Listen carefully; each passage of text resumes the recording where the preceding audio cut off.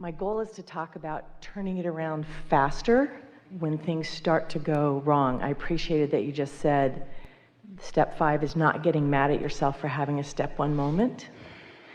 I was trying to make my Christmas cards and Hanukkah cards and get them out timely, and things started intervening, and it seemed to snowball the way they intervened. And so I'm trying to figure out what I could do differently. We're going to make a really strong statement here, and if you can hear it and practice it, you will find the magic in this.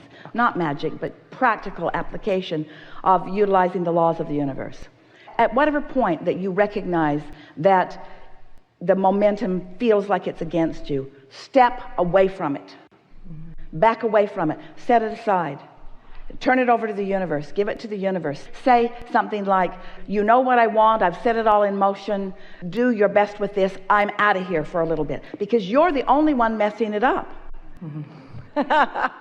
You put it into the vortex, and the vortex is doing its job, and law of attraction is doing its job. And even more, source energy is all over it.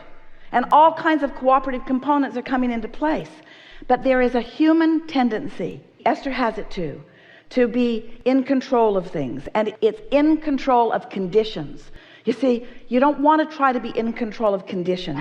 You want to be in control of your own vibration, and the conditions will follow. So when you're trying to be in control of conditions and you can't control them, now your vibration's all out of whack, and now the universe is responding to an out of whack vibration. So just relax. Esther remembers watching someone in a big, beautiful motorhome. It was at least $1 million bus. It was beautiful and shiny and new. And there was a big sign on this gate that said, if you are longer than 40 feet, do not turn here. Make the loop all the way around. In other words, rather than turning from here where there wasn't enough room, go all the way around and you can get right out. Well, they didn't see the sign or whatever and turned and scraped the whole side of their beautiful bus on the gate at this RV park, and tore the gate right off of its rack, an electric gate, and did thousands of dollars of damage to the side of their bus. The doors wouldn't even open on the lower bins. It was a big thing. And Jerry and Esther stood there, and they didn't know what to say, because they were trying to flag them down. They were trying to get them not to turn there. They couldn't stop it from happening. And then they witnessed what felt like a tragedy to them. And Esther was standing there as the front door opened, and a woman stepped out. It was a couple. And Esther said, oh, I'm so sorry about that. She said, it's just paint and metal. It's just paint and metal. And Esther said, oh my God. She couldn't believe that this woman was so easy about something that looked so big and bad and awful to her. It's just paint and metal. Jerry said he must do that a lot.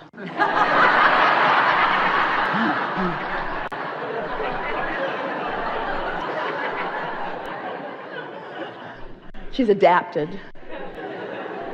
But we would like all of you to adapt to things happening, and so what? Oh good, something else to create around. Since you are an eternal being, and there's never-ending wonderful things for you to focus upon and be the steward of it becoming a reality about, then is there really any reason to be upset about anything, or to put unnecessary time restrictions on yourself, to get all bound up, to measure yourself against what? There's only one thing that you want to care about, and that's being in the receptive mode. And not because of what it will yield you, because how it feels when you're in the receptive mode. You could have an intention or a desire to amass quickly $1 million or more, and it's not likely that that's going to happen today. The condition of $1 million being in your possession, it's unlikely that it's going to happen today. But there is a vibrational version of that that is highly likely. You could feel prosperous. You could feel abundant. You could feel free. You could find the vibrational version of that. You could find the unconditional version of that. You could have said, I'm sending my well wishes to all of these people I love vibrationally. And they're getting so much glut of stuff in the mail right now, mine will stand out when they get it in February or March. Esther receives so much mail and correspondence and well wishes that the girls just put it in boxes. They try to categorize it for her, and when she comes to look at it, she's overwhelmed by it. Even if she spent the whole week that she's going to be home, she couldn't even open it all or read it all or respond to it all. And she said to us years ago, Abraham, what should I do about this? What should I do about all of these kind people sending me all of this whatever that they want me to respond to? And Abraham says, see it and receive it with the love that they have sent it, and project to them an appreciation for what they have done, and recognize that the greatest value came to them when they wrote it, when they offered it, not when they're getting something back from you about it. In other words, find a way to put yourself in the receiving mode every time as much as you can. It's all about self-soothing.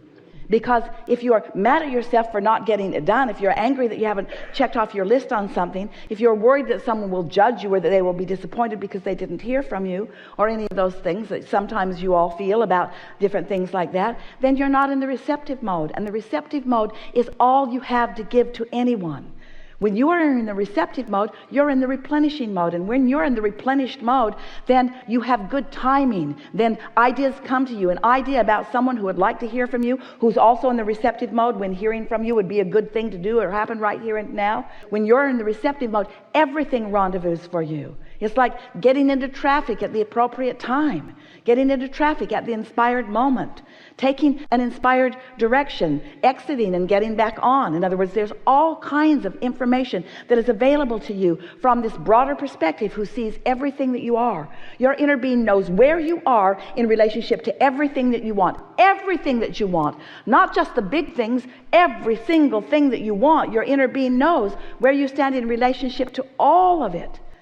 Haven't you ever been on your way out the door and you've completely forgotten about something that you really need to take with you, like the keys to the Delmar house, since that's where you're going? And on your way out the door, the thought comes to you, where do you think that comes from? And if you are frustrated because you are running late, that idea is being offered to you, but you don't receive it. You don't even remember that you don't have the keys until you need the keys. You see what we're getting at? The receptive mode is everything. It's clarity.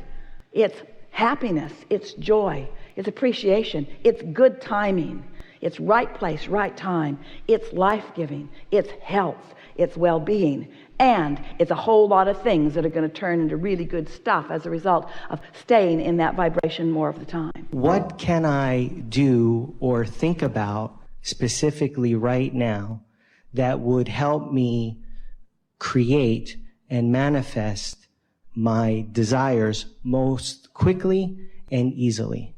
I've already created them, and they don't need to come fast. And if I will chill out, they will come easily.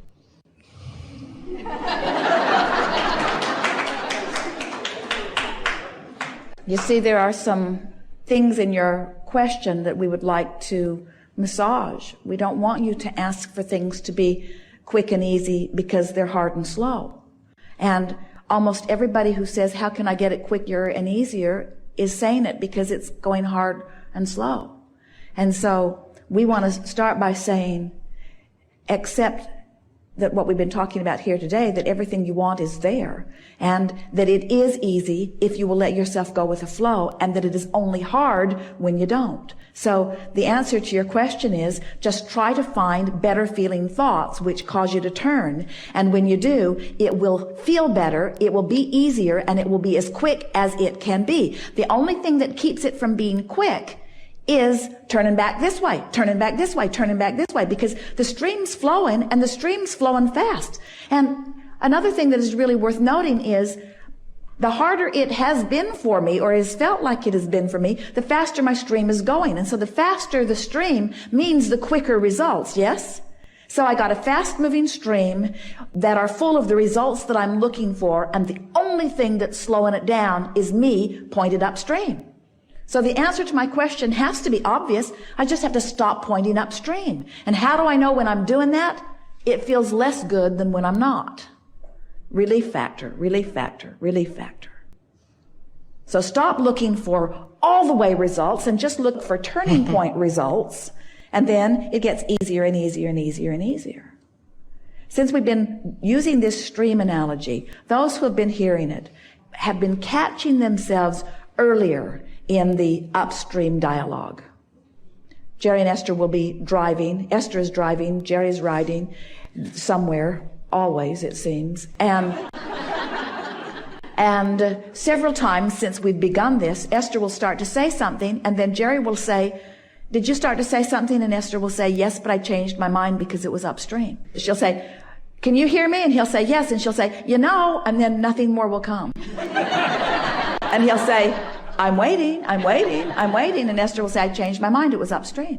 She's catching herself in the earlier stages. And as she no longer says the upstream stuff, in a while she'll no longer think the upstream stuff, you see. That's how it gets quick and easy. But never done. Never, ever done. So if you're looking for done, it'll never be easy because it can't get done. Anything that diffuses your focus has the potential of making you more allowing. So it could affect you vibrationally in the sense that if it mellows you out and causes you to stop beating up on yourself and others, it could cause a turning in the stream effect. But the same diffusion of focus, and it depends on how you feel about it. In other words, if it makes you feel uncomfortable, then it causes you to go upstream. If it makes you feel guarded because it's hard to get or could potentially cause you trouble, in other words, you have to know by the way you feel. We teach meditation as the same turning in the stream because the same diffusion of focus that causes them to offer less resistance also keeps them from being able to focus as powerfully in the direction of what they do want. It's a sort of watering down of experience. It's sort of like we encourage, meditation is a really good bridge to, let's say you've been beating the drum of something and it's something that you don't want that makes you feel negative. And you think, well, I should think a more positive thought about that. But there are no positive thoughts about that active anywhere within you because you've been beating that negative drum for so long that it's like you're setting your radio dial on 106 and trying to hear what's being broadcast on 98. The frequencies are so far apart. So it's easier to quiet your mind than it is to find a pure positive thought about the same subject. It's logical that you're going to pick up the drum and start beating it right where it was. And that's why we are encouraging a deliberate choice by choice turning in the stream, because that way you affect lasting choices. If 100 times today you deliberately choose something that feels better, you have affected your vibrational point of attraction. You just have. So the people, the experiences, and even the thoughts that you now have access to by law of attraction have shifted. Where it's like when you go to sleep at night. Let's say you're worried. So you're negatively attracting.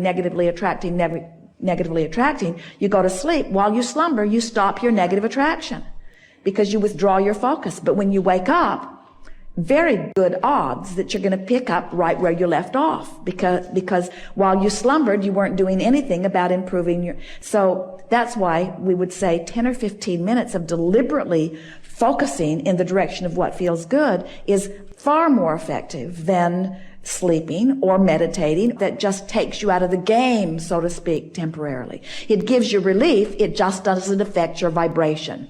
That's the answer. And relief is worth something. Wow. Thank you. Is there anything that you wanted to share with me?